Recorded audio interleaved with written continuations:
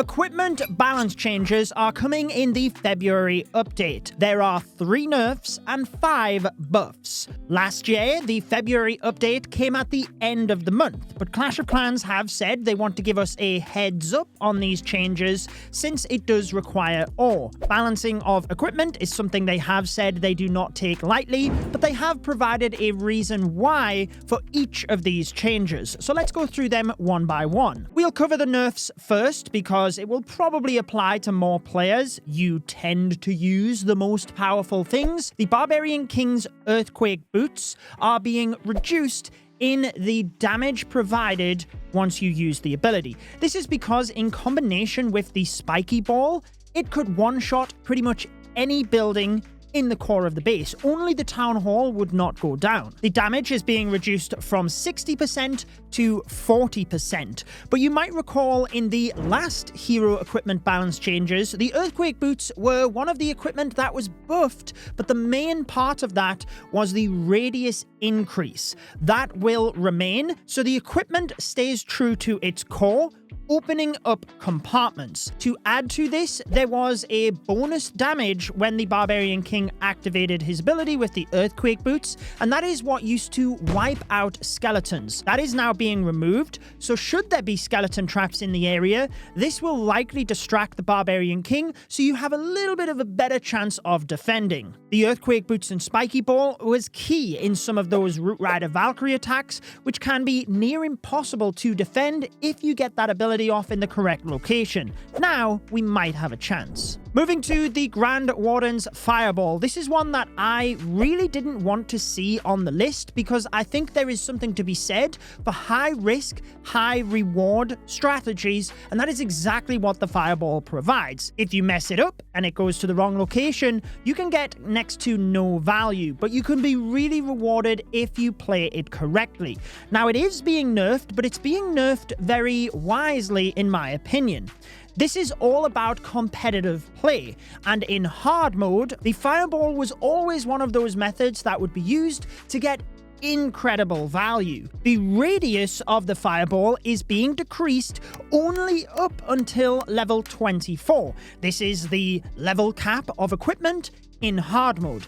After that, the Fireball is unchanged, so if you are using it at those higher levels, then you will have 0 difference. This really only impacts, yes, some of the lower Town Hall levels you could argue, but the meta is a bit easier for those levels, so it really only impacts the competitive play, which I have to say is definitely a good way to go about this, to try and keep the game enjoyable for everyone. But now we move to what I'm sure everybody could have assumed was on the list, the Royal Champion Electro Boots. And there's actually another nerf to a spell, I'm sure you can guess what it is, which will hopefully help to tone down how effective the Electro Boots are. I'm not going to lie, it really is frustrating to see a piece of equipment released and then shortly after, nerfed. That is the unfortunate reality of anything released in the game, that combinations might not quite be figured out prior to release. And whilst I definitely agree, I hope there's better testing. I hope these things can be identified beforehand. It is really difficult to get everything perfect out of the gates. You have to see what millions of players do, and unfortunately, the Electro Boots are just way too strong. Clash of Clans said that it became the highest hit rate equipment in the game. By hit rate, they mean a 3-star success rate when it is used. And I'm not surprised, because you literally can wipe out half of the base in combination with the invisibility spells. Sticking to the Electro Boots for the moment, at maximum level, previously it did 60 self-healing.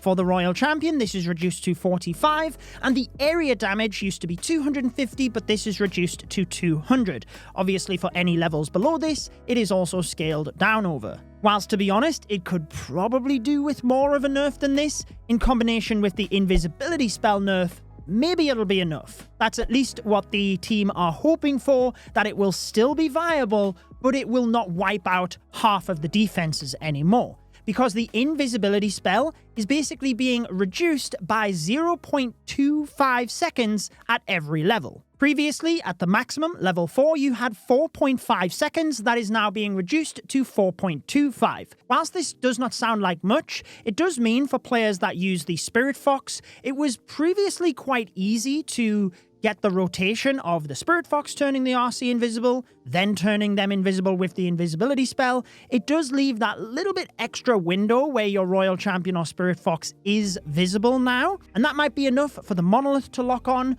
a hero next to the RC just for her to take extra damage, so she might go down a little bit easier, especially because she can't self-heal as quickly. Before we move to the equipment that is buffed, I will say that on my second account, where I only purchase the Gold Pass and the Event Pass over there, I did max out the Electro Boots, which means that I have 0 Starry Ore now, 0 Glowy Ore, but with any of these nerfs, the equipment is still viable, it's just not overpowered anymore. I've been starting to push in Legends the last few seasons, and once you get to the top part of it, it really is tricky to defend when you're just hit with the same things over and over. If the attacker doesn't actually mess up the Royal Champion charge, there's not a lot you can do on defense. There's no real counterplay to it. So unfortunately, as frustrating as it is when you're committing ore, the game does have to be balanced, and I still think it will be more than viable. I think it will be still one of the stronger pieces of equipment out there. You just have a little bit better chance to defend. As with anything though, if the use rate and the hit rate, that is the 3-star success, is too high, it will be nerfed. But on the flip side, if something is not used very much, or when it is used, it does not have a good success rate, that is when we would see buffs. So firstly, for the Barbarian King, the Vamstash. Whilst Clash of Clans said it has a small but loyal fan base, there's obviously some players that use that all the time. Clearly it doesn't have the use rate to offer diversity in strategies and hero equipment. So that's why it's being buffed. The passive DPS for the Barbarian King is currently 68, and this is being increased up to 120. So your Barbarian King will deal more damage, and whilst I haven't tested this specific change, you tend to use the Barbarian King on the outside of the base with the Vamstash. And with the added DPS, I hope he doesn't get too far ahead and therefore just takes more damage anyway. I guess time will tell, but more stats will hopefully make it more viable. Alongside this, the Barbarian Puppet, the base equipment for the Barbarian King, which at higher level, I'm not sure I've seen anybody using recently, but the hero base stats will be increased by 10%. This is going to be exactly the same when it comes to the Archer Queen and the Archer Puppet. Moving to the Grand Warden, the Life Gem will be getting a buff. Many of these equipments were buffed last time when we had balance changes as well. So I guess there's something to be said for the fundamental of how the equipment works, but I guess if the numbers do get high enough, then perhaps they will provide value. For the Life Gem, the hero base stats again going up by 10%, but the maxed hit point cap is also being increased for this piece of equipment. So previously, it was better with lower hit point troops, or essentially the mid hit point troops, but now you will be able to get more of a boost to the higher HP troops as well. But to be honest, for a lot of strategies, I'm not sure it will overtake the Eternal Tome or the Healing Tome and Rage Gem. There are some strategies, such as the Throwers, that use the Life Gem anyway, so I'm sure if you use that strategy, you will be happy. But the final change is for the Royal Champion's Royal Gem. But Clash of Clans said this has the lowest use rate and the lowest hit rate for any Royal Champion equipment in the game. That is why the hero base stats in that of the HP and damage that is applied to the Royal Champion are both being increased. The other piece of information Clash of Clans provided was with regards to the Grand Warden's epic Lava Loon Puppet. And I think we can all agree it doesn't feel very epic at the moment.